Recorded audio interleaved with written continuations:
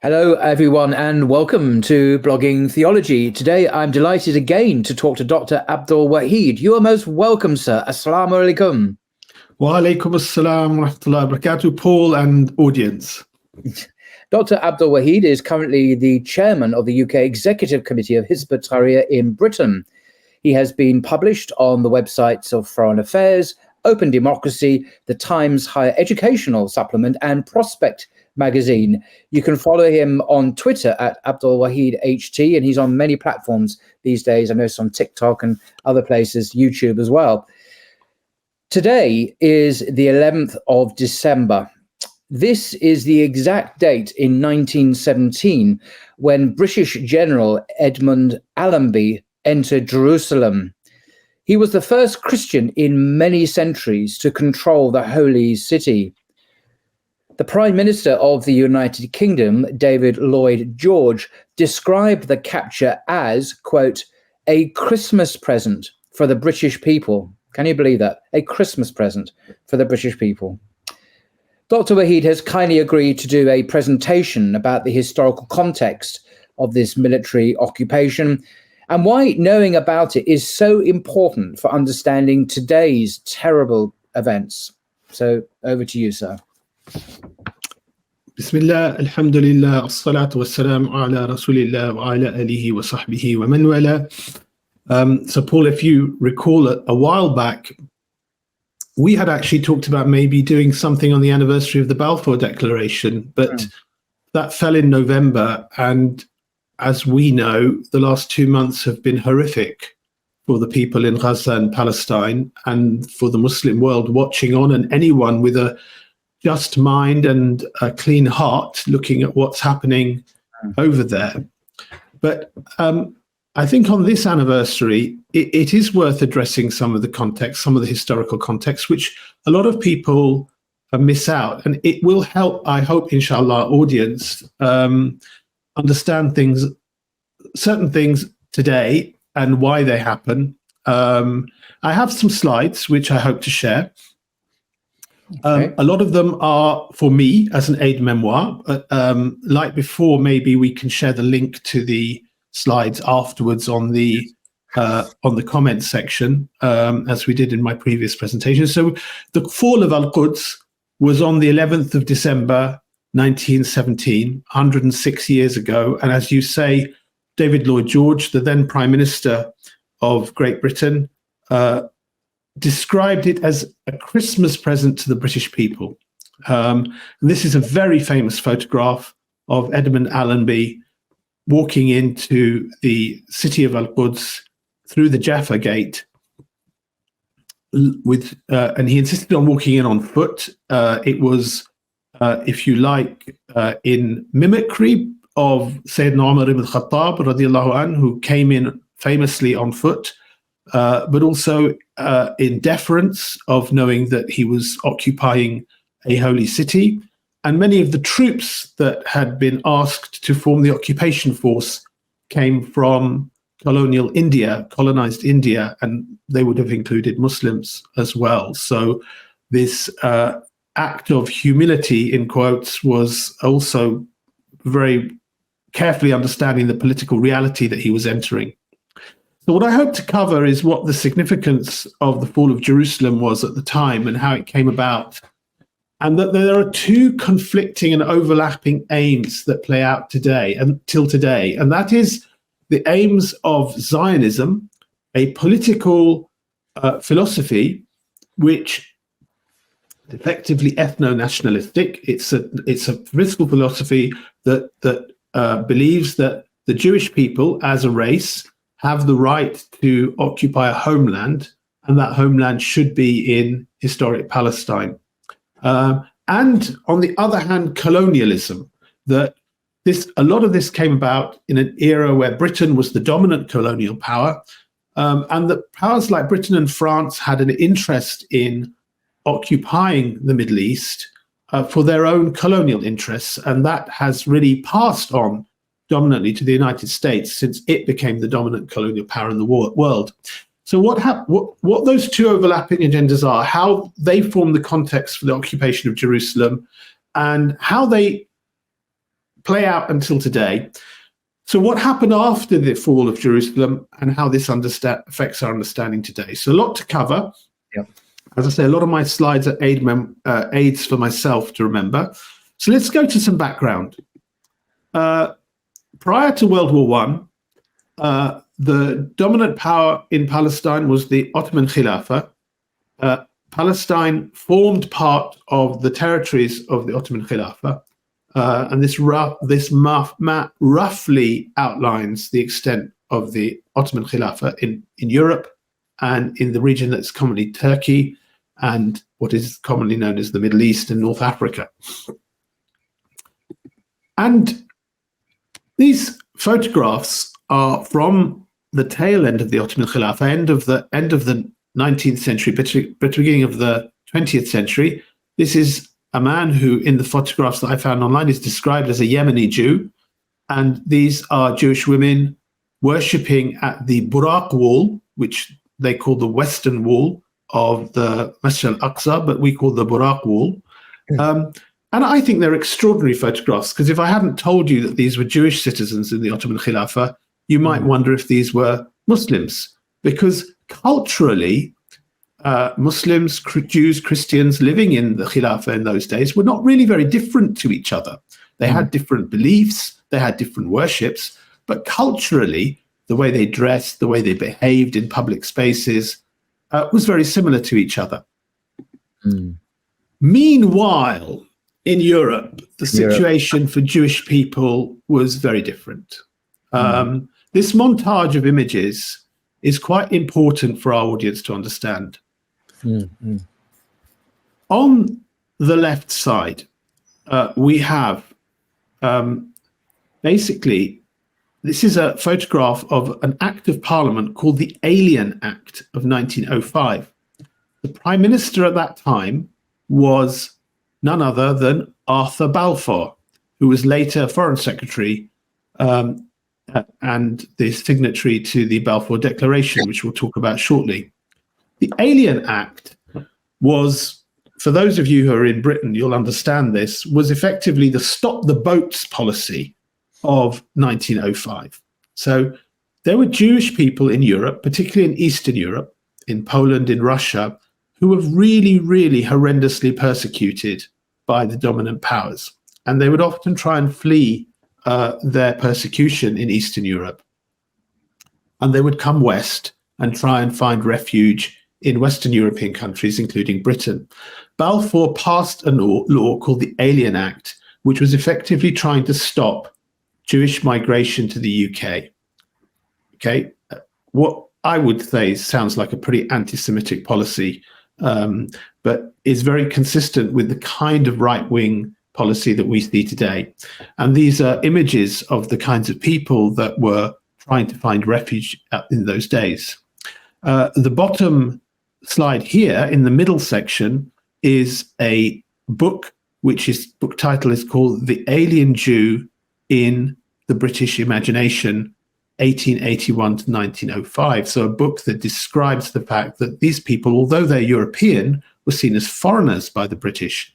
And a public demonstration in 1902 to be addressed by Major Evans Gordon MP, which was talking about this mass migration of people that they were concerned about. So effectively a stop the boats policy, a kind of anti-immigrant policy.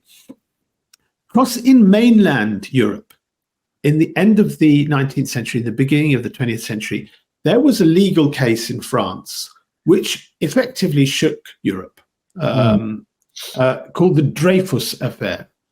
Now, Captain Dreyfus was a French citizen.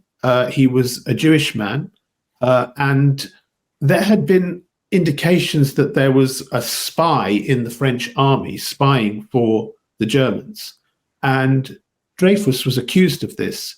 And he had basically a sham trial where the army high command pretty much knew he was innocent by the time he stood trial.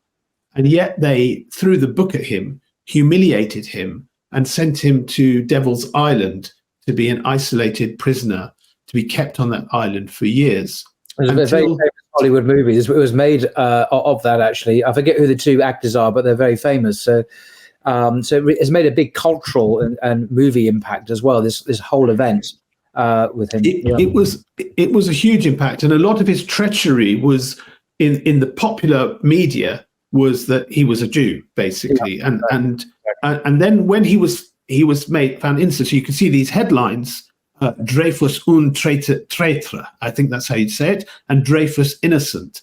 And in fact, a lot of the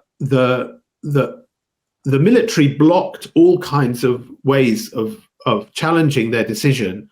Eventually, there was a civil case brought, which allowed the evidence to be aired in public, because it was all in secret courts before. And when it was aired in public, the public was so shocked. And even though the verdict went against Dreyfus in that case, the French writer Émile Zola, he wrote a front-page headline, J'accuse, which was famously accusing the French Republic of this miscarriage of justice. So this is the situation for Jews in Europe, very different to the Islamic world. So that's the background of how this idea of Zionism comes about, where some Jews in Europe, mainly secular Jews, non-religious Jews, wanted to start a movement which would argue that they need a homeland somewhere, and their preferred homeland was Palestine. All right, but it wasn't exclusive to Palestine. There were times when they were negotiating about Uganda. There were times when they were negotiating about a place in Argentina.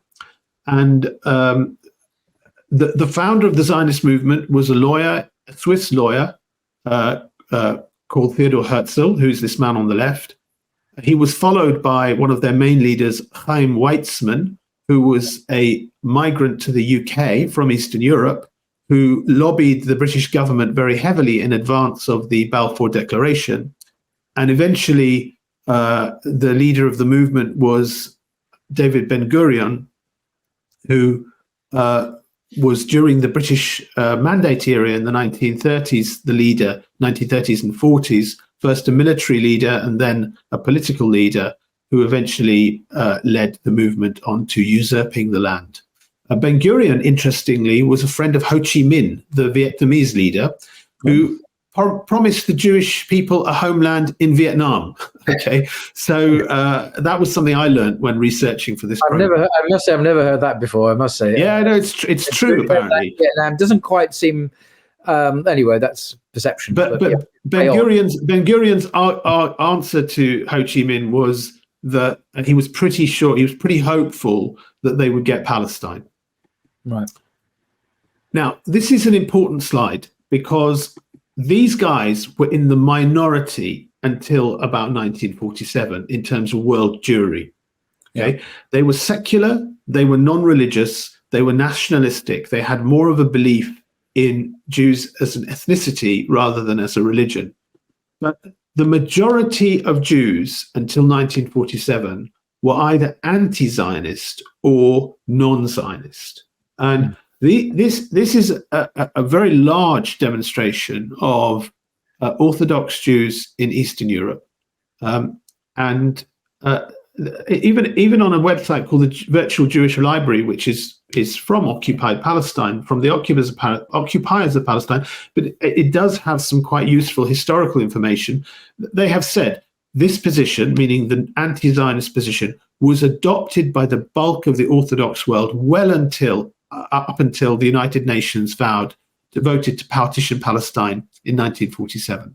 But it was the dominant view. For Orthodox Jewry, from a religious perspective, to actively try and get back to the Holy Land before the Messiah comes, in their view, was a heresy.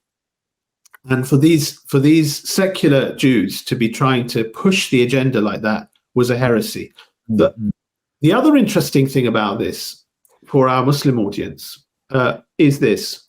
As the years went by, that Orthodox position, people started shifting.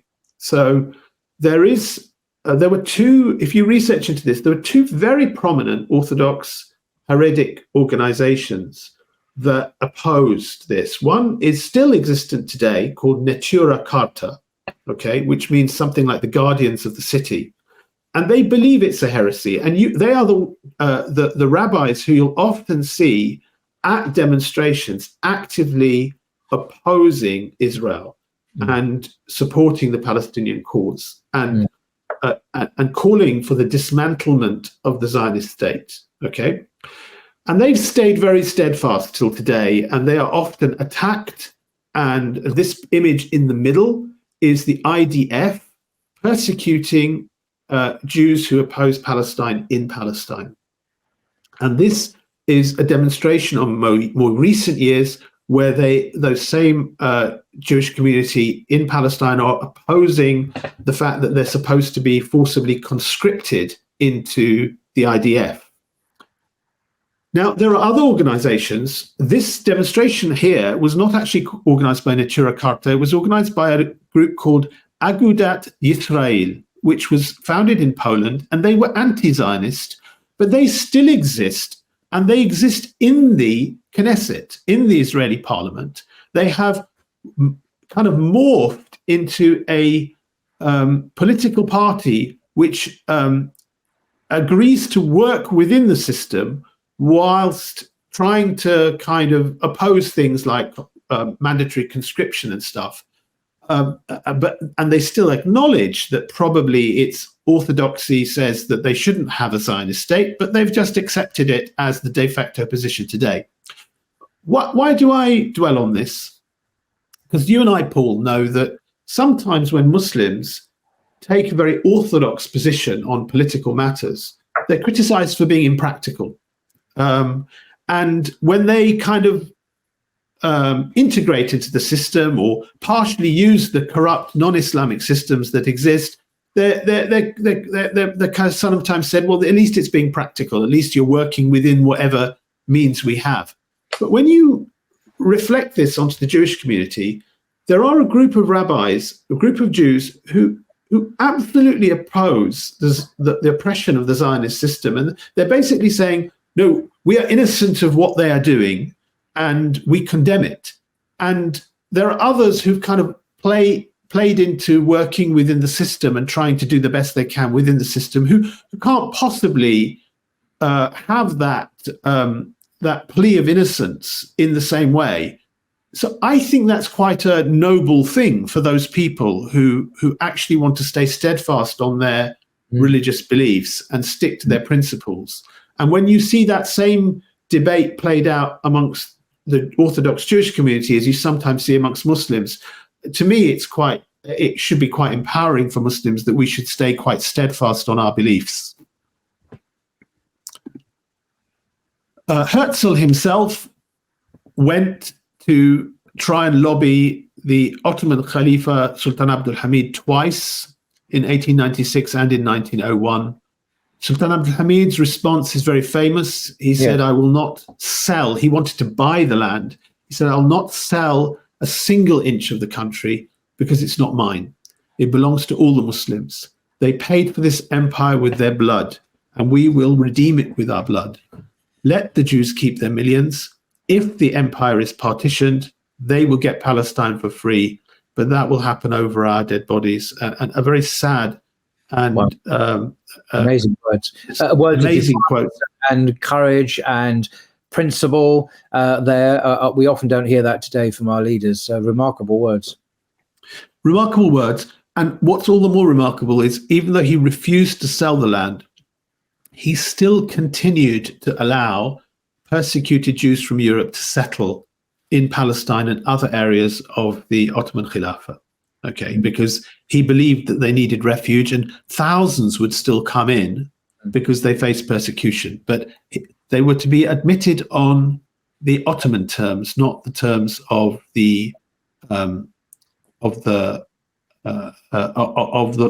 the land. And he recognized there was a political danger in all of this. He really did. And that's a very important thing for us to understand about the Abdul Hamid's really extraordinary political vision, as well as his desire to help people who are in trouble, basically. And it also rebuffs this anti-Islamic trope that in Islam somehow Muslims can't live with Jews. Actually, the Ottoman Khilafah gave refuge to Jews fleeing persecution from the Spanish Inquisition in the time of Sultan Bayezid. Yeah, and so we have a great history, which I hope Muslims would know, and inshallah will be a basis in the future for how we can live in the Holy Land. Yeah. So there was lobbying in the Ottoman Khilafah, and there was lobbying in the corridors of power in Britain, in France, and in the United States. And these lobbies bore fruit in a window of opportunity in World War I, as we will see. And some of the Zionists were radical. They had a vision that the whole of Palestine should be theirs, and that they would dominate it, and it would be an independent power on their own eventually. And some were practical and pragmatic, and they knew they could never achieve this without the backing of one of the great colonial powers in the world. And they were willing to sell themselves as basically saying, we will be a colony for you in the future. Okay, and we will be your bulwark of European civilization in the Middle East. So that is just a little brief background about Zionism. And we'll come on to the second main force which drove the occupation of Palestine and fall of Jerusalem. And that was colonialism, and that was World War I. So this map briefly outlines the main powers that were on each side. So you have what is in black, what are commonly known as the Allied powers, and what is in, I suppose it's sort of orangey brown, it's what's called the Eastern powers, or the Axis powers, which was largely Germany, as it was in the early part of the 20th century, and the Ottoman Khilafah, and a few other countries in the world. And this was actually, Lloyd George assumed power early in World War I, and he reportedly wanted to make the aim of having a powerful victory against the Ottomans one of his war aims, to destroy the Ottoman Khilafah as one of the war aims. And he called in General Robertson, who was the head of the British Armed Forces then, and he also said he wanted the capture of Jerusalem as some kind of trophy for the British people. If I'm not mistaken, Prime Minister Lloyd George, I think, was a very committed Christian. Apparently he used to read his Bible every day, and he was a Zionist. I think he was a Zionist before Europe was Zionist. So he was far from being neutral or independent. He very much had certain objectives in mind. So yeah, Christian Zionism as well is a very strange phenomenon, but that's another subject. But I think he basically was a Christian Zionist, yeah. Evangelical Christian Zionist. He really had a problem with what he would call the Turk, which basically means the Muslims. Okay. Yeah. But yeah, he had a problem with that from a personal level. Yeah.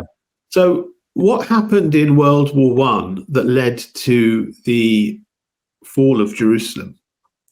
Well, the Ottoman state had been considered quite weak at this stage. It had really gone from the dominant superpower for about 500 years to becoming one of many players on the world stage. So Britain, France, Germany, Russia, the Ottoman Empire were considered the great powers at the tail end of the middle of the 19th century, the mid-1800s. By the end of the 1800s, the Ottoman state was seen as very weak. There were a lot of predictions that it would disintegrate. And Britain's key thinking on this was, if this Ottoman state in the Middle East collapses and Germany rises as a power, the jewel in Britain's crown was India. And that would allow Germany to get potentially an opportunity or another rival, maybe Russia, maybe France, to take Britain's prized possession of India.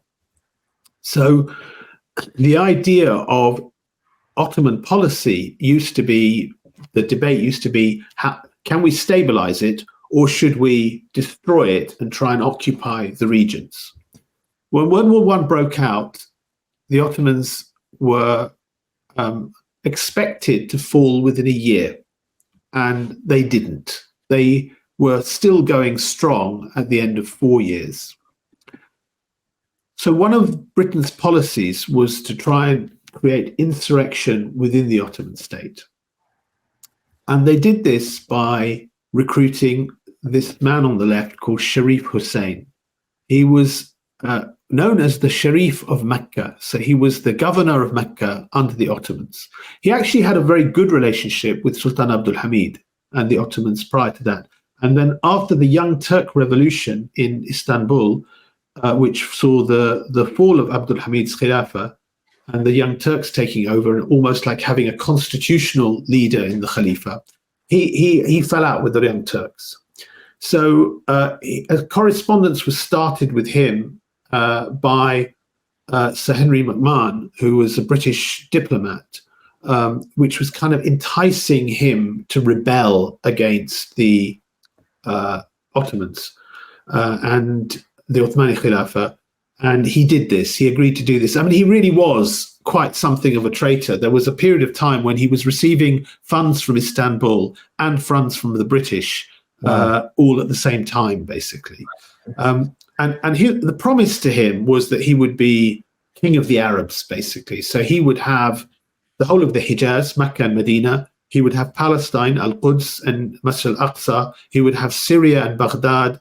And what is today Syria, Jordan, Palestine, Iraq, and parts of Saudi Arabia, basically. That he would be the king of all those areas. That was the promise to him.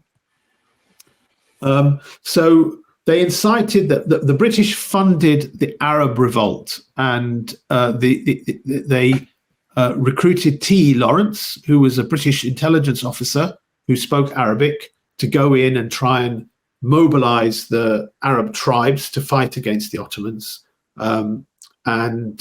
Effectively, many of our audience will have seen the movie Lawrence of Arabia, and it gives some idea of the tactics, but obviously presents Lawrence as a bit of a hero in that.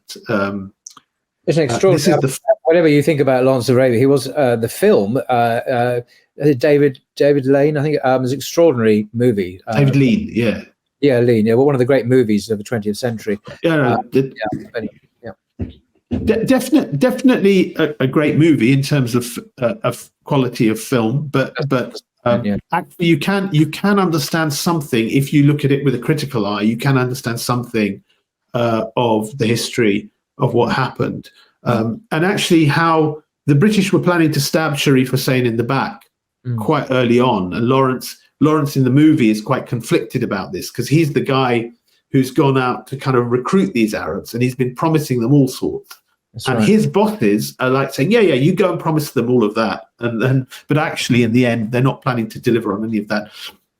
This, by the way, is not the Palestinian flag, for anyone who's a bit confused. This is actually the flag of the Arab Revolt, designed by Sir Mark Sykes in the British Foreign Office, who it has then become the basis of the flags of many of the Middle East countries. So if you look at many Middle East countries, Syria, Iraq, Egypt, and the Palestinian flag today, they incorporate these colors in slightly different designs. I think the actual Palestinian flag is just, I think, a couple of these horizontal stripes are switched round into a slightly different color scheme. But they're all based on this colonial flag. So that's one thing that affected the fall of Jerusalem, because actually one of the terrible things that happened was the Ottomans were doing very well by 1917 when Jerusalem fell. They were really managing to hold back the assault from Britain and France and the others, and then this other front opened, and by Sharif Hussein opening this other front in the Hijaz, Ottoman troops were diverted away from fighting the European powers. And that led to the fall of Jerusalem, the fall of Damascus, and the fall of Baghdad. and the loss of Mecca and Medina eventually. So if Sharif Hussein had not betrayed the Ottomans and the Muslims like this, we probably never would have lost Jerusalem. It's the fact. They couldn't have done it without the internal betrayal. And that's an important lesson for us today, because actually, really, it's Sharif Hussein's grandchildren who are currently the kings of Jordan. And Jordan is currently the USA's supply route to supplying Israel with the bunker busting bombs and arms that they're using to kill the Gazans today. They couldn't do it without the descendants of Sharif Hussein. It's a reality. So the second thing in World War I that kind of led to the situation we have today was an agreement between Britain and France, agreed between two diplomats, Sir Mark Sykes and Francois-Georges Picot, in 1916, commonly known as the Sykes-Picot Agreement, where they decided after the war how they're going to divide up the Ottoman Empire. And they basically took the A from Acre in what is now Jordan to the, I think it was the K of Kirkuk, I think it was. Yeah, I can't remember exactly, but they drew a straight line and they basically said, okay, France, you can have what's north of that line and Britain will have what's south. And then in the shenanigans after the war, Britain wanted Mosul because they knew there was oil in that region. Britain wanted Palestine, which was meant to be under international control because it was, but effectively, this is how the map of the Middle East was carved up after World War I. And this is important because... Can I just share, you actually recommended this book to me a while ago, A Line in the Sand, Britain, France and the Struggle That Shaped the Middle East by James Barr. Highly recommend that. Is the story of Sir Mark Sykes and Picot, and this whole sorry story, which is a great stain on French and British diplomatic relations, has been omitted since then, I think. So I do recommend that book. I agree with you. It's a very informative book and people should read it. Okay. Let's just get the... Yeah. So why does this matter? It matters because effectively the plan after the war was that the Middle East should be divided up into small little states, never be allowed to function independently of their colonial masters. There would be rulers implanted in those who would be decided by their colonial masters. And so the policy of those states would be dictated by their colonial masters. So when people say, well, how come Palestine has never been liberated by these countries that are on the doorstep? Well, it's because the countries that are on the doorstep never had it as their intention to liberate Palestine. In particular, Jordan, the descendants of Sharif Hussein, they were promised Palestine. So King Abdullah, the first king of Jordan, appointed by the British, was basically told, he was a son of Sharif Hussein, was basically told, you'll basically, he wanted Palestine. He wanted the whole thing. So when they fought wars in 1948 and then later, they weren't fighting to help the Palestinian people save their land. They were fighting for their own interests, not for the Palestinian people. That's a very important thing to understand. And to this day, none of these countries really operates outside of the control of the world's great powers. The next issue that came up was in 1917, Balfour Declaration. The man on the left is Arthur Balfour, the one who I said was Prime Minister during the Alien Act, the Stop the Boats policy of 1905, who writes this letter addressed to Lord Rothschild, who was a very leading Zionist in Britain at that time, conveying a pledge that the British government would view with favour the establishment of a homeland for the Jewish people in Palestine. And famously, he said that nothing should be done to prejudice the civil and religious rights of the existing non-Jewish communities in Palestine, which was obviously rubbish. That never happened. They were all prejudiced from very early stage. There's a lot of background to why Britain did this. We're 3 years into the war now.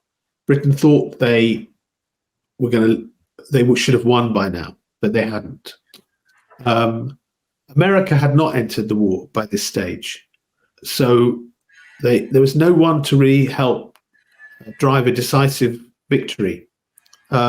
So by lobbying, by deciding that they were going to make this pledge, one of the theories was it would entice America into the war with the help of the Zionist lobby within the United States. That was one thinking.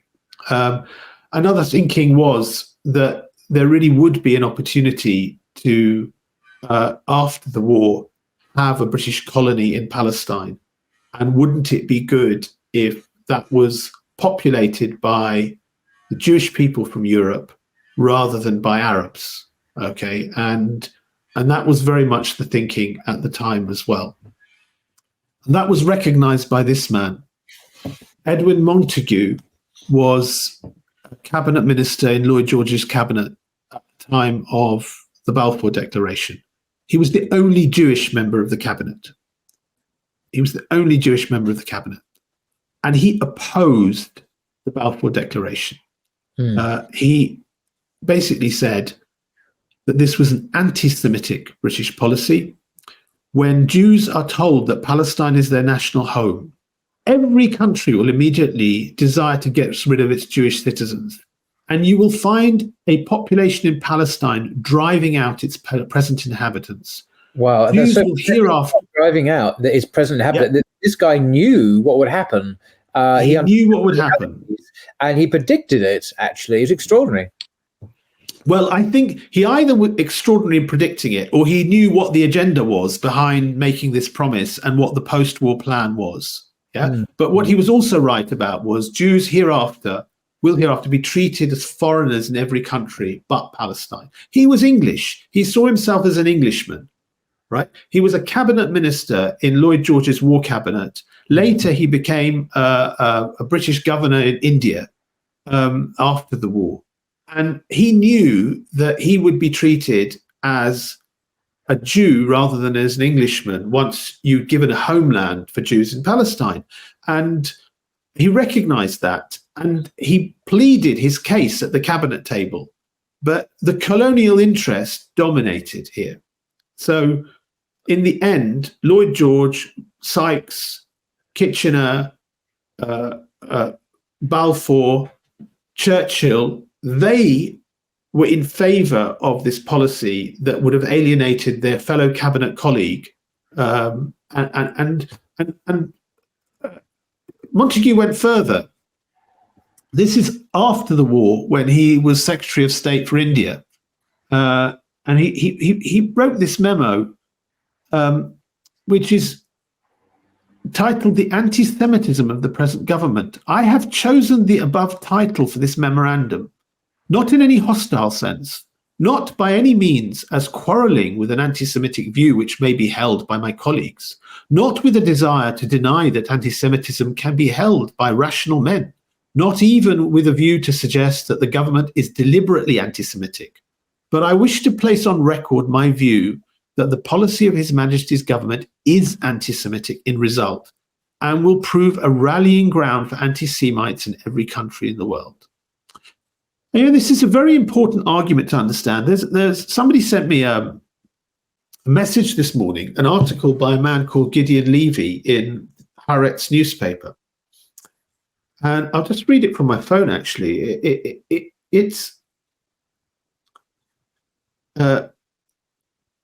Levy says, an unbridled and terribly cruel attack against Gaza creates hatred of Israel at levels we've never seen before, in Gaza, in the West Bank, in the Palestinian diaspora, in the Arab world, and everywhere in the world where people are seeing what the Israelis don't see and don't want to see. And that's even more terrible. And what's even more terrible is that this hatred will be justified. Nothing will be more justified. Gideon Levy in Haaretz. Now, there is a view that since the establishment of Zionism and this idea of this homeland and the occupation of Palestine, that actually it increased anti-Semitism. It didn't protect the Jewish people more. It increased anti-Semitism. And that's probably true in the Muslim world, in the sense that because until that stage, Jewish communities and Muslim communities had lived side by side for hundreds of years without issues. And then all of a sudden, there's this colonial agenda to usurp this land, and it creates tensions where there were none. And actually, Montagu recognized that. He recognized it that actually in European countries, Jews would be seen as outsiders, even though they were French, they were German, they were British, they were Swiss, but actually their home is Israel. That's what they will be told. That's Montagu's understanding. Just a couple of days ago, I think in the US Congress, I think it was, they voted unanimously to declare that criticism of Zionism is anti-Semitism. I mean, it's explicitly affirming that to criticize Israel is actually anti-Jewish, is quite extraordinary. Besides, opposite of this letter from Montagu that saying that supporting Zionism is anti-Semitic. So it's interesting how things can be framed completely in opposite ways. Absolutely. And it shows how the world has changed in that 100-year period. Exactly. Yeah, indeed. If you want me to speed up, tell me, Paul, because we've got quite a lot to get through. But I'm finding, when I researched this, I learned a lot. So I'm hoping our audience will be learning a lot. I like the pace, and I'm learning a lot myself. So no, please continue. Okay. Thank you. So the next major issue was the actual fall of Jerusalem itself in the battle. These things were the lead up to that, and Allenby entering Jerusalem on foot, as we mentioned, and these are extraordinary pictures from newspapers in the UK. Jerusalem is rescued by the British after 673 years of Muslim rule. Rescued. Really, where that word comes from, God knows. Really, how the arrogance of the people that wrote that headline, unbelievable. It reminds me of time when Americans and British invaded Iraq and so on. We're there to liberate people, and of course the opposite happens. You get carnage and killings on a massive scale, but they never seem to learn. No, and this, Paul, you can probably not see it properly, but it's almost like a watermark on the front here. It says Punch. This is the front cover of Punch magazine. Oh, really? I didn't realize with a picture of King Richard I, Richard, so-called the Lionheart. Who went on the Crusades and lost, and him staring at the Holy Land with a title saying, "The Last Crusade, a dream come true," is what it says in the small print underneath that. A dream come true.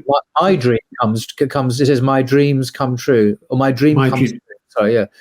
But the newspaper article is on the left. It's in the newspaper. It says, "Great rejoicing in the Christian world." So this is an explicitly Christian versus Muslim event. There's this.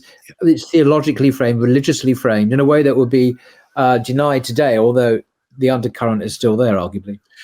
Absolutely. And the interesting thing was, when I found these quotes, there was one academic article which mentioned that the media were instructed at the outset of the war not to present the war on the Ottomans in civilizational terms, in religious terms, or as a crusade, because that would jeopardize two things. One was the Arab revolt, and two was the recruitment of Muslim soldiers from colonized India, basically. But this became the exception to that in December 1917. The war ends. Britain are in occupation of Palestine, of Jerusalem, and in the various peace conferences after the war, this one in San Remo, I think the San Remo conference in 1920, the League of Nations gave a mandate to Britain for Palestine, a mandate which was scheduled to expire in 1947. So but would have been, I guess, a 30-year mandate. They occupied it in 1917, 1947, 13 years later. This explicitly made the Balfour Declaration and the Sykes-Picot Accord part of the legal framework. Now, the League of Nations was the forerunner to the United Nations. It was established by the victorious powers in World War I. So if you believe in might is right, then it was the legitimate international law, the broker of international law at that time. If you believe in anything else, then it's just what the victors wanted, and it has no meaning for us, frankly. Yeah. So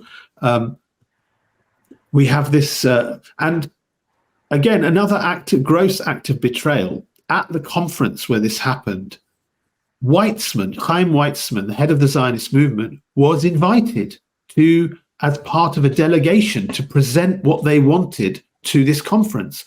And alongside him, Faisal, the son of Sharif Hussein, who was to be promised, first of all, to be the king of Syria, and the Syrians didn't want him. So then he was the king of Iraq, went along with him. And Weizmann and Faisal had signed an agreement. Faisal didn't write English, so the agreement had to be translated into Arabic here on the left-hand side in the handwriting of Lawrence, T.E. Lawrence himself. Oh, really? Gosh. Yeah, and effectively, what this agreement between Faisal and Weizmann did was that it promised what was to come. It promised, in one of its clauses, Faisal, this man who is the son of a traitor, who has no authority to speak on behalf of Muslims around the world, agreed with Weizmann and presented this to the conference. All necessary measures shall be taken to encourage and stimulate immigration of Jews into Palestine on a large scale, and as quickly as possible to settle the Jewish immigrants upon the land through closer settlement and intensive cultivation of the soil. In taking such measures, the Arab peasant and tenant farmers shall be protected in their rights and shall be assisted in forwarding their economic development. I mean, it's breathtaking when you just see what happened and what was agreed. Okay, but this is actually a forerunner to what happened.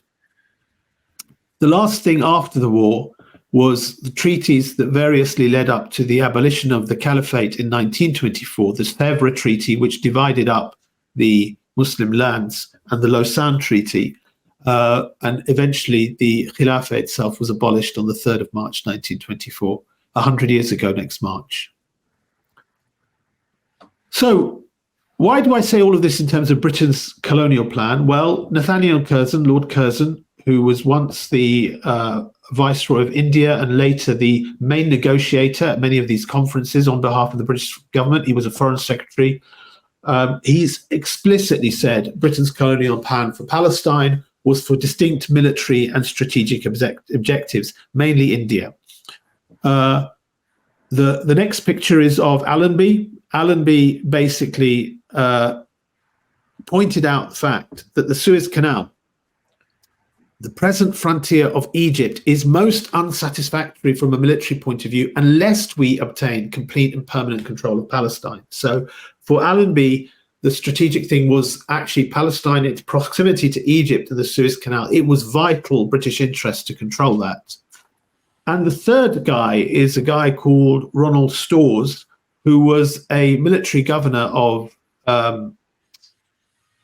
Jerusalem and a British diplomat, who wrote in one book called Orientations and in another book I've got here, which I'll show you in just a moment, where he said Britain, what its policy was they wanted a little loyal Jewish Ulster. Okay. Now, actually, Paul, can you take off the presentation a second? I got this week. it's a very thin book, which is from their kind of antiquarian book store, written by Ronald Storrs, titled Lawrence of Arabia, Zionism and Palestine. Very interestingly, here, this is in Arabic, and it's a seal which says Al-Hakim al-Askari, the head of the armies or the soldiers, Bil Qudus Sharif, in the Holy Jerusalem. And then in the middle, it says Ar with a Ra, Dur, in Arabic, okay?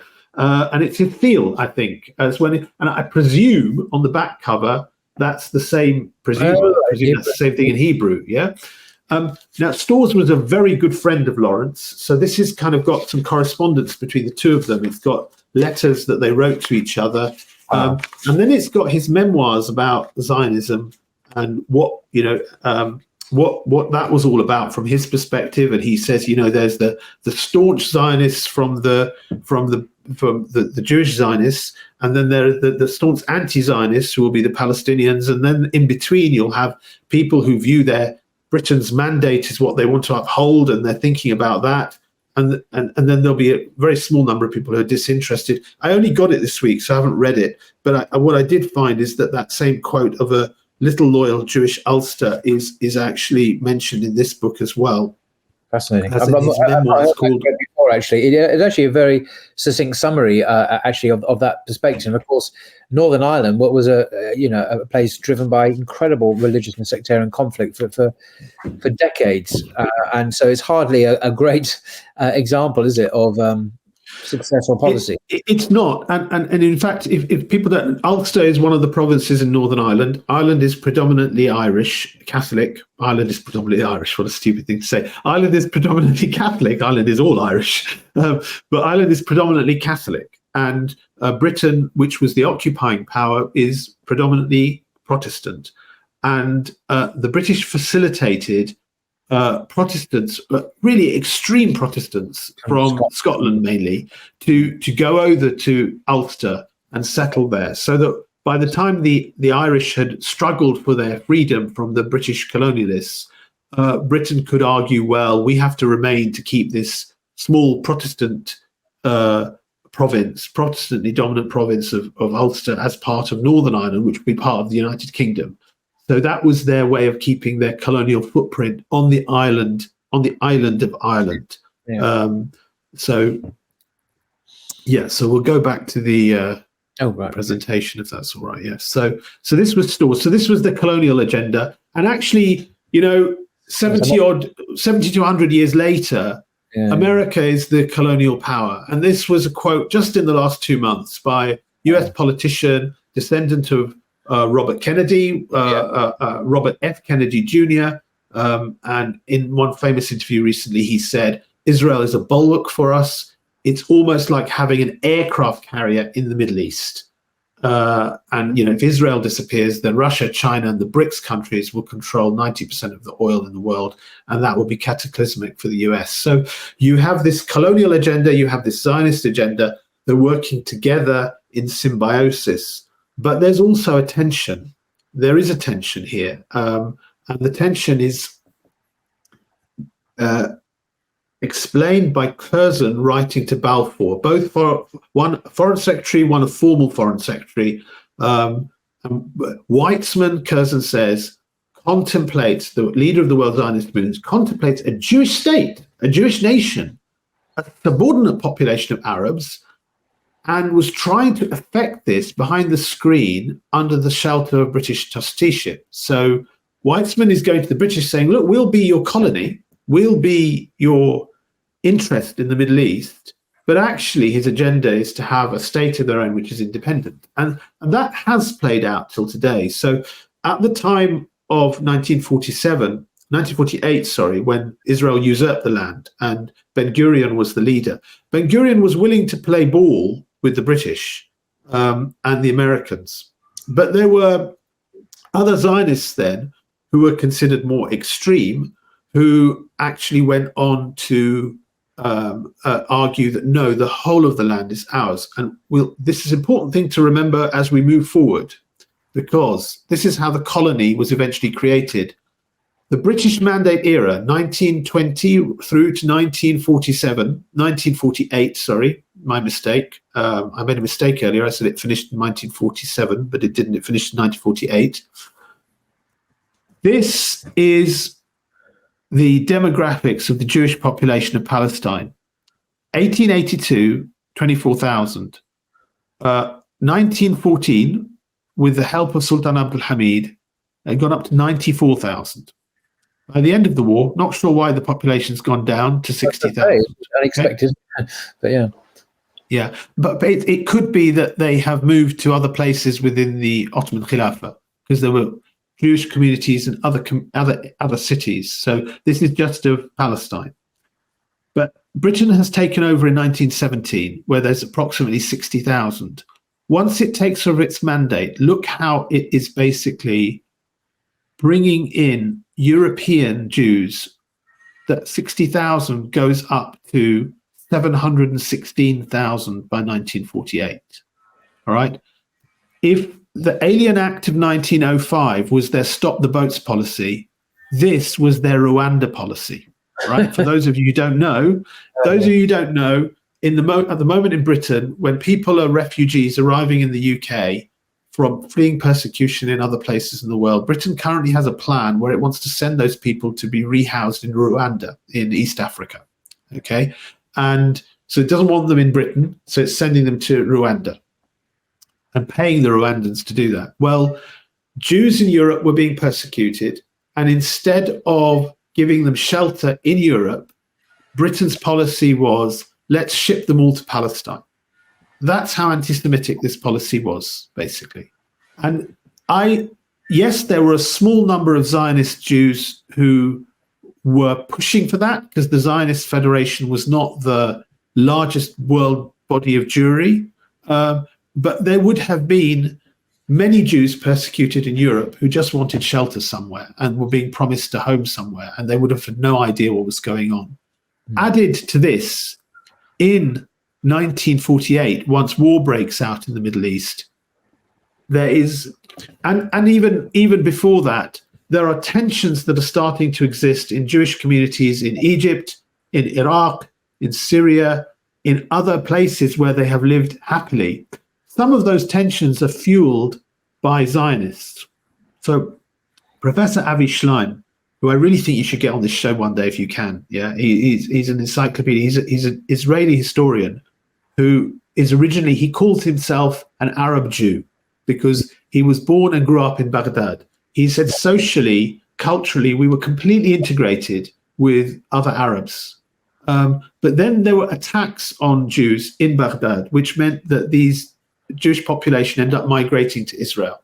And what he's discovered through his research is that those attacks were actually done by Zionist terrorists to create dissent in these countries so that people would end up migrating to Israel and boost the Jewish population there. Amazing. So this was, now imagine the tension that this demographic change would create.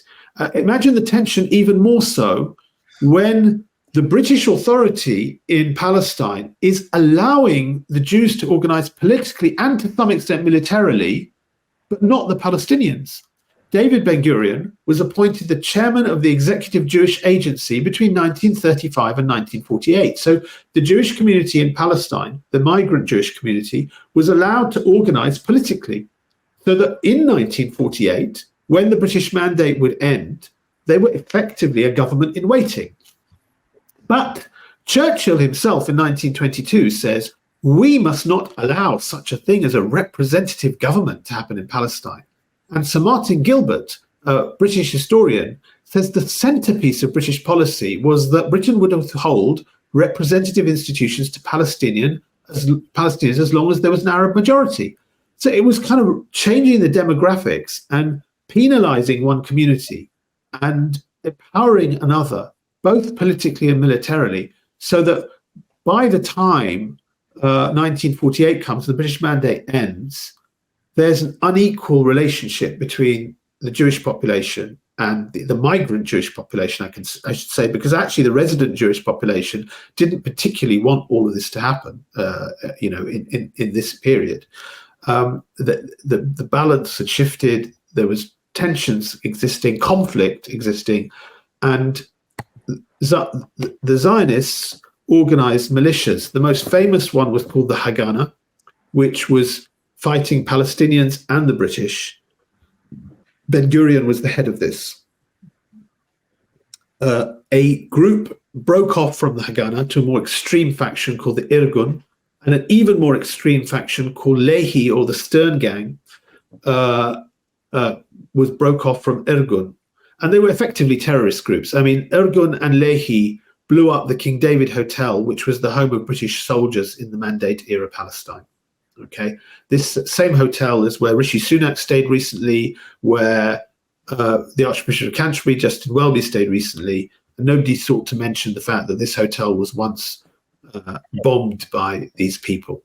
So they were making war on Arabs, they were making war on the British at the time, and they were organizing politically. The Lehi group, even, the Sterngrand group, even, believe it or not, had some relationship with Nazis in Europe because they thought that they would be able to get help from them. The colonialists didn't care about the injustices. I know you've shared this quote before, Paul, but it's worth understanding. Winston Churchill addressing the Peel Commission in 1937. The Peel Commission was set up because the tensions were so bad in Palestine, and you can see the migration in 1937 had gone to 300,000, and the Peel Commission kind of recommended that it should be slowed down a little bit because it's creating too much tension. But Churchill's great. I do not admit that the dog in a manger reference to the Palestinian people has the final right to the manger, even though he may have lain there for a very long time. I don't admit for an instance that a great wrong has been done to the Red Indians of America, meaning the indigenous people of America, or the black people of Australia, the indigenous people of Australia. I do not think the Red Indians had any right to say the American continent belongs to us and we're not going to have any of these European settlers coming in here. They had not the right, nor had they the power. Well, I don't think they were saying we're not going to have any of these European settlers coming here. I think they were saying that we don't want to be wiped out by these European settlers. It's interesting. Sorry, just the date of that. This is in 1937, a couple of years, 2 years before World War II broke out. And of course, we see Winston Churchill as the great defender of freedom and liberty over against the racist Nazis. Now, that's how we understand it now. But Winston Churchill himself, just 2 years beforehand, was saying something that we would, if we didn't know who wrote that, we could easily associate with a kind of German National Socialist view, if you like, or one of the superiority of the white race, that our right to subjugate and colonize other people and genocide them. And it's interesting that Churchill has views which are not that dissimilar, we would think, with Nazi views in terms of, the white supremacist right to occupy and exterminate other people. It's just as ironic that Churchill himself is perceived quite differently from the historical reality you've just quoted. I think let me give a little bit of balance to this, because I think Churchill would have seen this more in civilizational terms. So even though the Nazis were white, and by the way, a lot of right-wing British people in politics in the 1930s were very favourable towards Mussolini, for example, fascists in Italy. And actually, some of them didn't have a problem with Hitler even. So famously, King Edward VIII, the king who abdicated, the late Queen's great uncle, no, not great uncle, the late Queen's uncle, had a very good relationship with Hitler. But I think Churchill would have seen this in civilizational terms, because he believed that the Europeans who migrated to America or to Australia effectively were a higher civilization than the indigenous people. And actually, this is an important quote because it will explain why, despite seeing a genocide in Gaza, politicians and the political class, the establishment media, are not calling this out as a genocide. They think the Palestinians are expendable. And you know who's playing into that? Isaac Herzog, the colonial president of the Zionist occupying power in Palestine, who said this week that this is war. It's not a war, it's a massacre. Is not only a war between Israel and Hamas, it is a war that is intended really, truly to save Western civilization and to save the values of Western civilization, right? Well, he clearly thinks an apartheid state in the Middle East is the values of Western civilization. He clearly thinks... He's not wrong, though. He's not wrong. He's not wrong. And that's why I'm saying it. He is right. So just as it was Western civilization in South Africa, it's Western civilization in the Middle East. And he clearly thinks that genocide in Gaza is Western civilization, which is not wrong, because genocide was committed on the indigenous peoples of the North American continent and in Australia.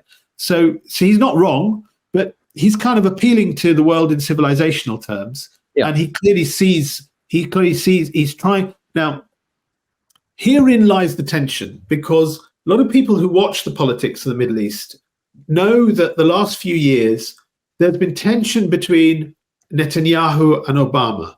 And actually, you know, there was quite a good relationship with Trump, but there's been tension between Netanyahu and Biden. In the end, the tension is because the majority of the Israeli political class believes in a one state that will dominate the region, and the Palestinians are nowhere. And the colonial powers in the world believe in two states, and that their colony should stay under their control. That is, but fundamentally, they don't want the Zionist occupiers to lose. They don't want to lose control of them. It's happened before. The United States, what is today the United States, was once a series of colonies of Britain, of France, of Holland, of Spain, wasn't it? Yeah.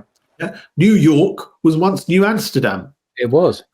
It was a Dutch colony called New Amsterdam. And eventually, the colonial residents of Britain in North America decided they didn't want Britain's control over them. They wanted to break free. Well, 70 years down the line, 75 years down the line, the colonial residents of Palestine don't want to be dictated to by their dominating power all the time. So you do have this tension playing out these days between what the Americans want, what the West wants, and what the Israelis themselves want. And this is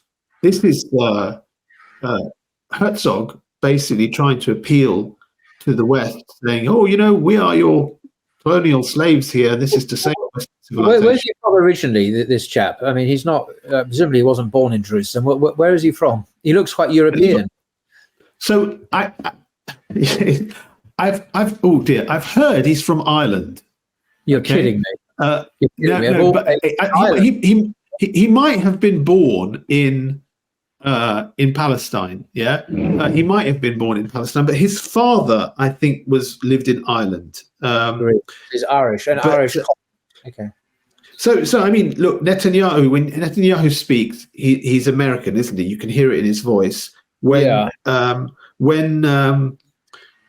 Regev, his advisor and spokesman, speaks, you can hear he's Australian. When who else is there? When a couple of their spokesmen speak, they sound like they're from London. I mean, these are all white Western colonial. They don't look. I mean, you showed me those photographs earlier on of the Jews and the Arabs by the remaining wall of the temple in Jerusalem, and you said they were indistinguishable culturally from each other, the Jews and the Muslims in Jerusalem. And this was just 100 years ago or less, and it had been like that presumably for centuries. But now the Zionists look very much and behave very much like Westerners. They behave like Europeans or Americans. So completely different from the indigenous people on the Arab world. I don't suppose they even speak Arabic, but yeah. So actually, I've just looked it up, and Herzog himself was born in what is called Tel Aviv today, which was, I think, Jaffa. But his father was born in Belfast.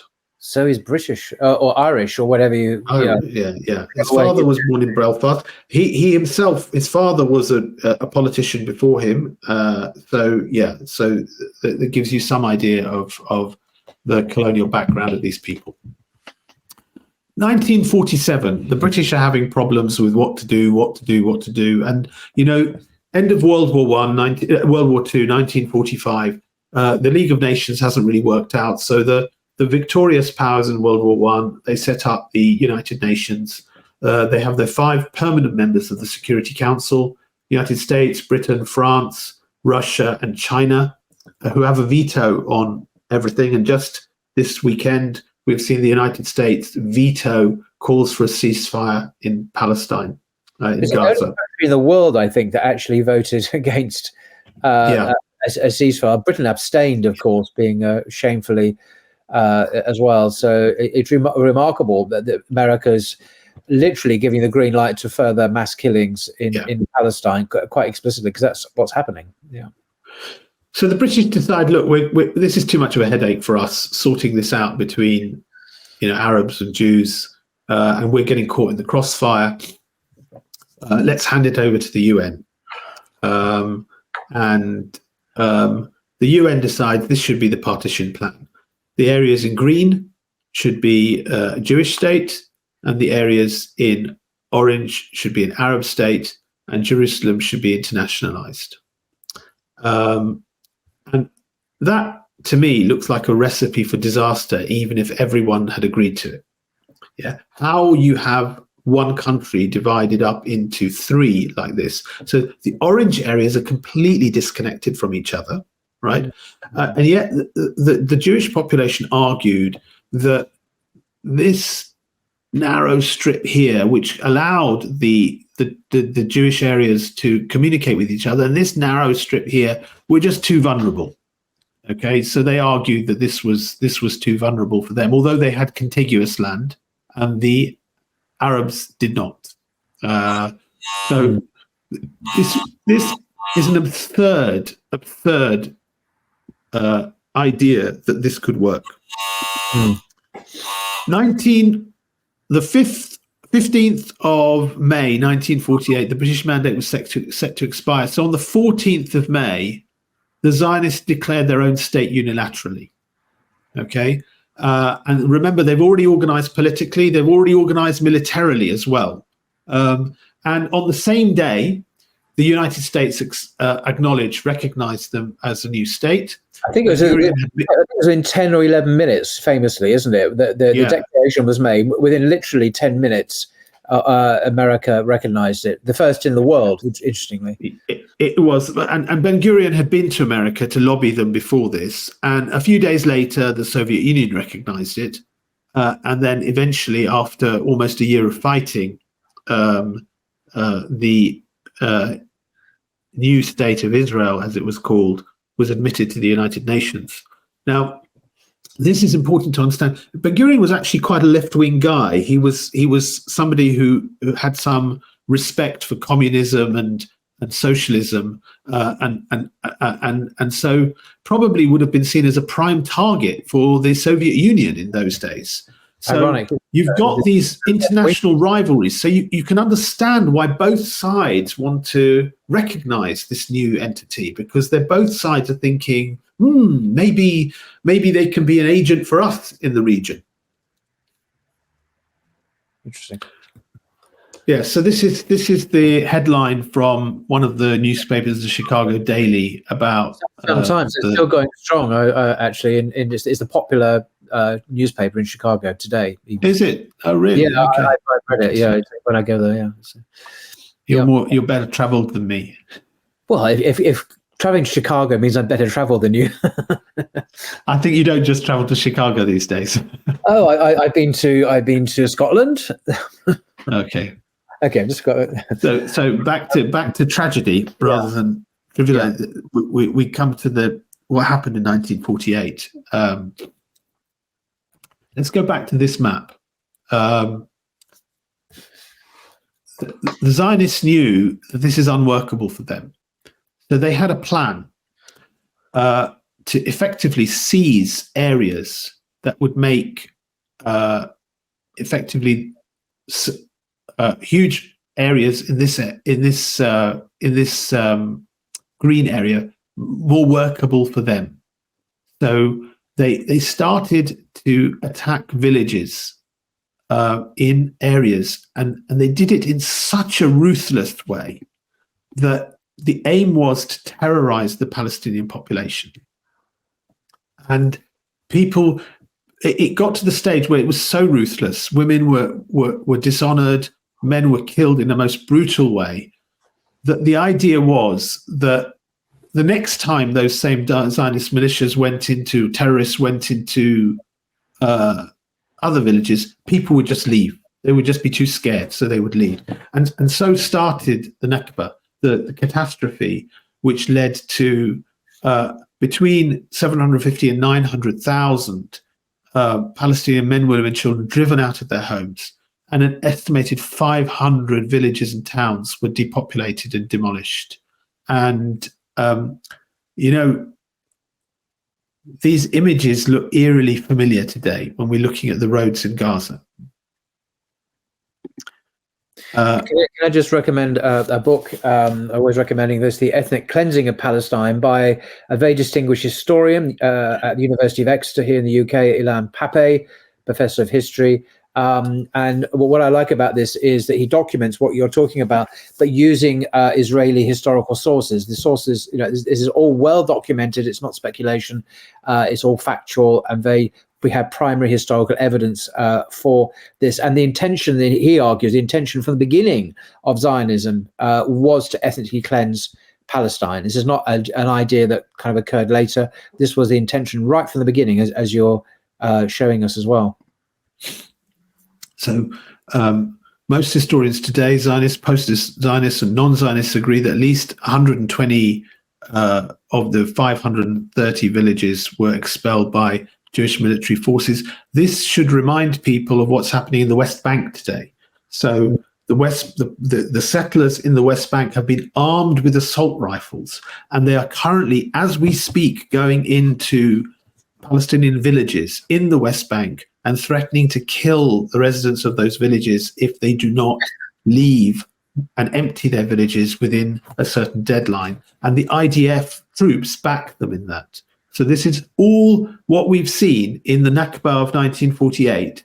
It's happening today, ladies and gentlemen. It is happening today. Very, very true, and it is actually covered in the media as well, in some of the media. But imagine if Putin had done this in Ukraine. Imagine the outcry, the sanctions, the moral indignation, and the military, opposition to Putin that would happen. But because I think obviously it's Palestinians, it's very, very different set of standards. Even though the West proclaims an international rule-based order, it only really applies when their interests are at stake, not really universally or consistently across the board. Absolutely. So one of the most famous massacres, which is a tragedy, is called the Deir Yassin massacre, where literally, I mean, it was so brutal. It was so brutal that effectively it had this effect, which a lot of other Arabs were fearing for their families, so that they would end up leaving and evacuating. There's a movie that describes there's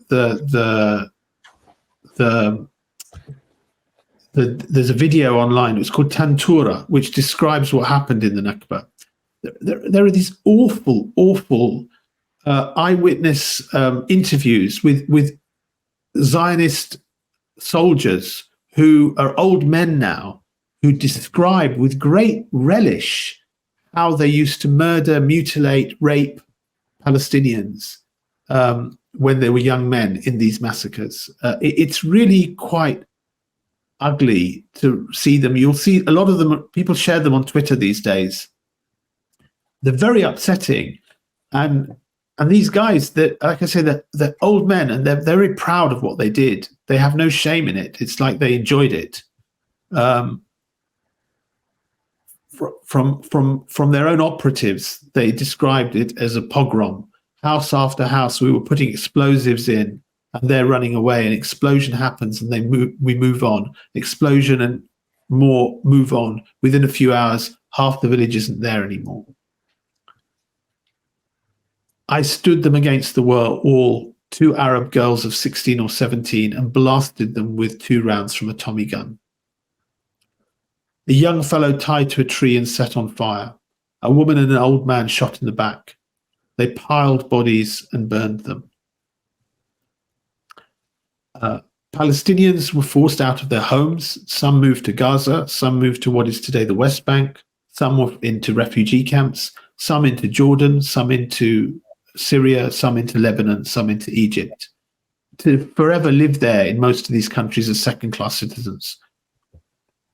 And you've already quoted Ilan Pape as saying this was an ethnic cleansing, was a systematic, comprehensive process that began in 1948 and continues today, and continuation of a process of colonization that began in the late 19th century.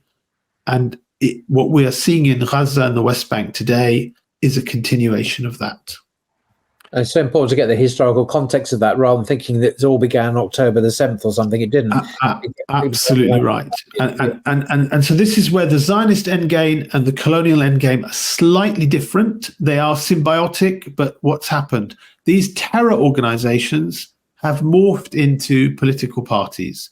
Ergun became Likud, literally became Likud. The leaders of Ergun became the leaders of Likud. This is Menachem Begin, who was one of the leaders of Likud, who was also one of the leaders of Ergun.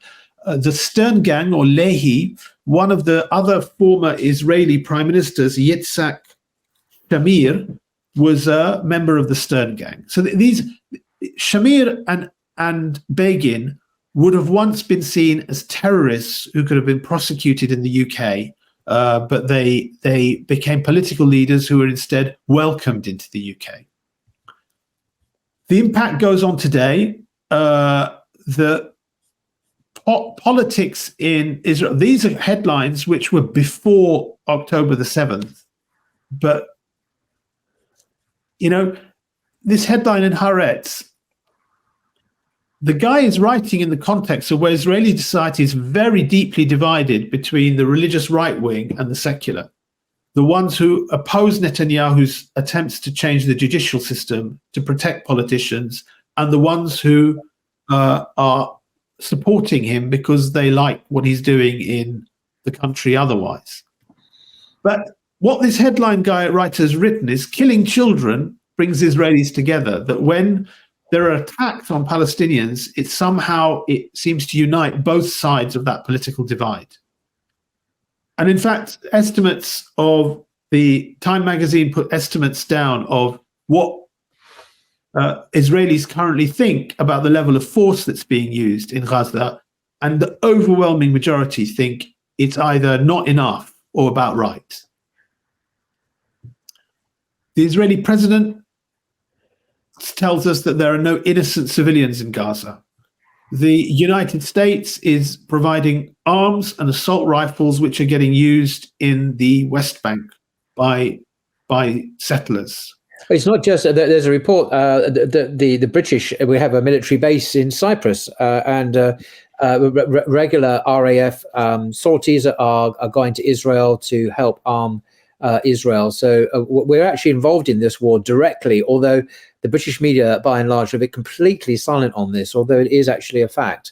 It's been uncovered. So Britain is involved in this war directly as well. Very much so. And you can tell that through the attitude of the British media. It's really lost all sense of balance and proportion. It's literally takes what the IDF says and just publishes it to the public, basically. Yeah. We have seen over the years the United States wanting to achieve its two-state solution by recruiting the Arab rulers. Wars happen and then peace happens. And in the peace, the betrayal becomes obvious. So this is the King Hussein of Jordan, Gamal Abdel Nasser from Egypt, before the 1967 war.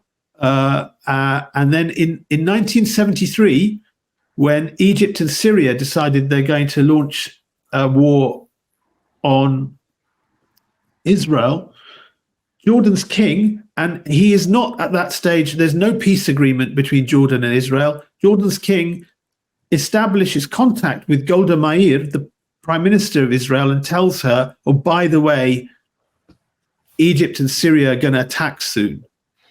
That's documented historical fact. After Nasser, Sadat takes over, and the Camp David Agreement, he makes peace with Begin. So the first Arab country to officially recognize.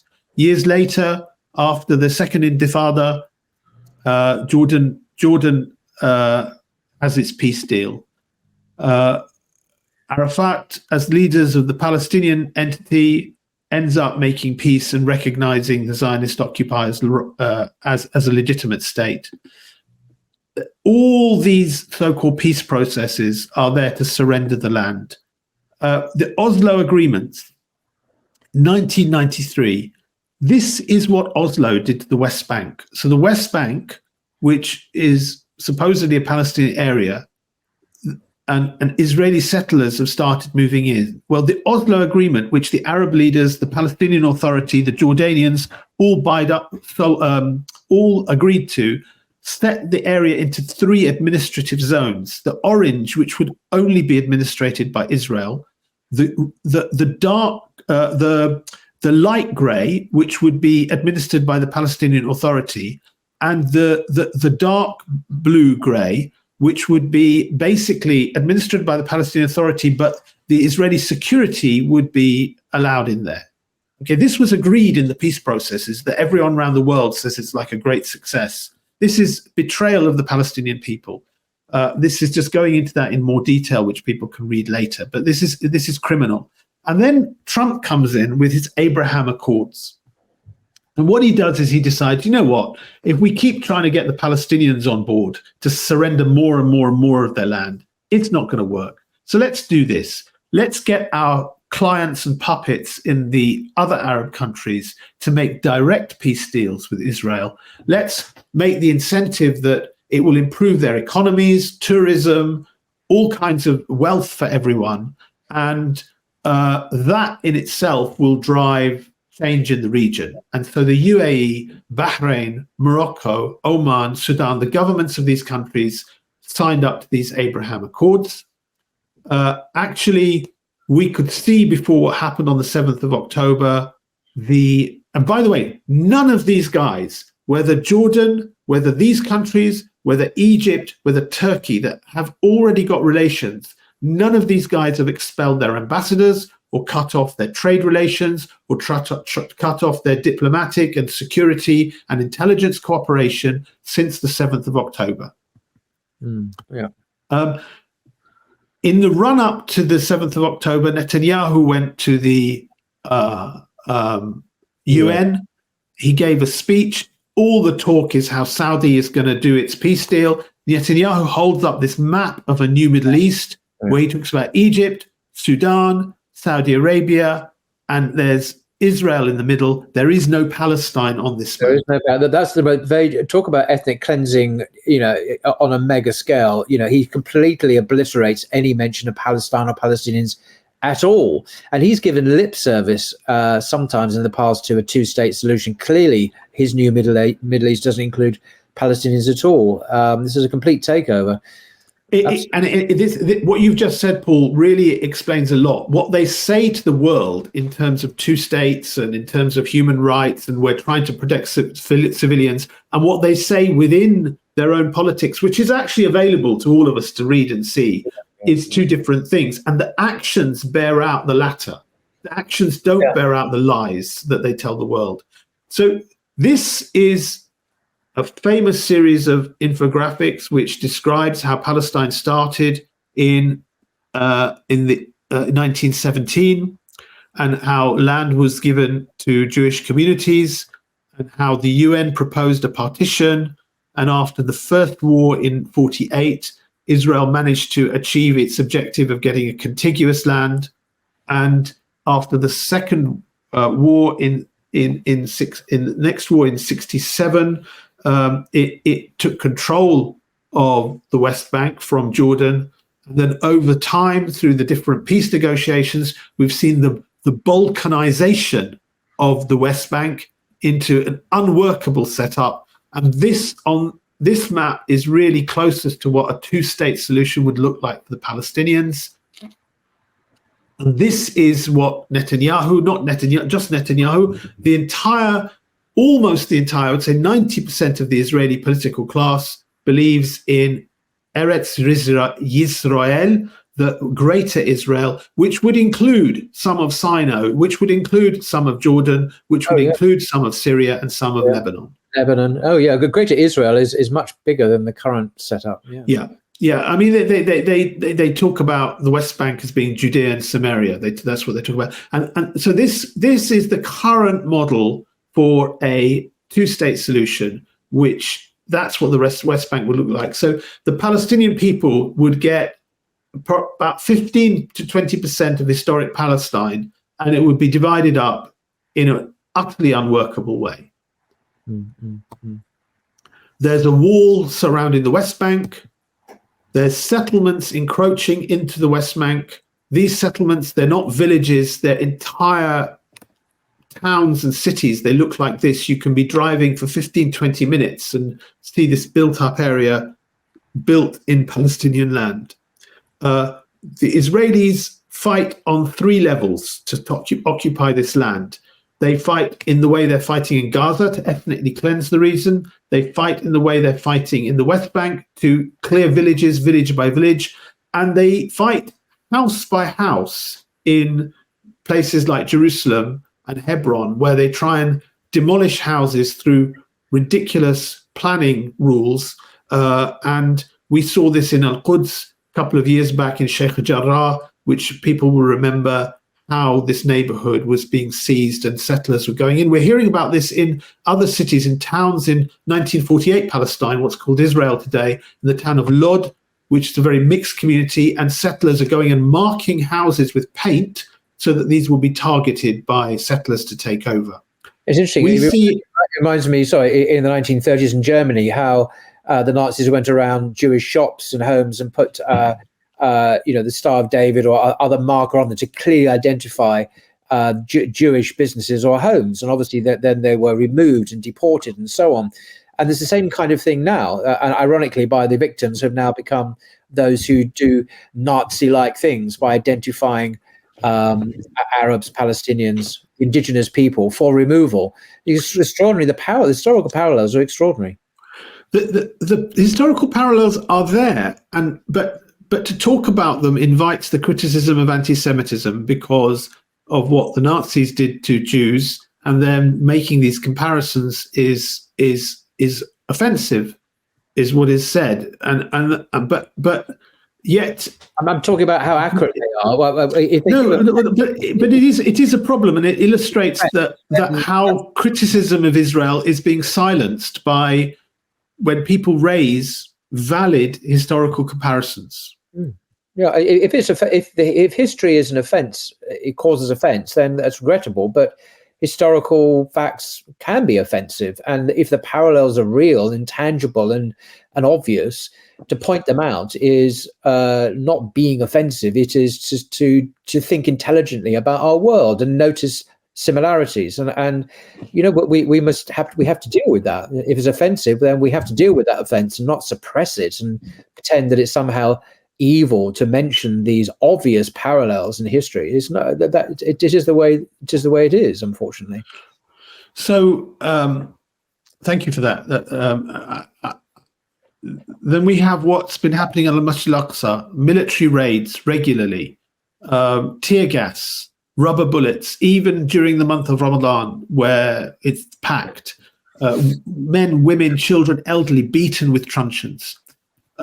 There is an organization called the Temple Mount Foundation, which is pushing for more and more settler invasions into Al-Masjid Al-Aqsa.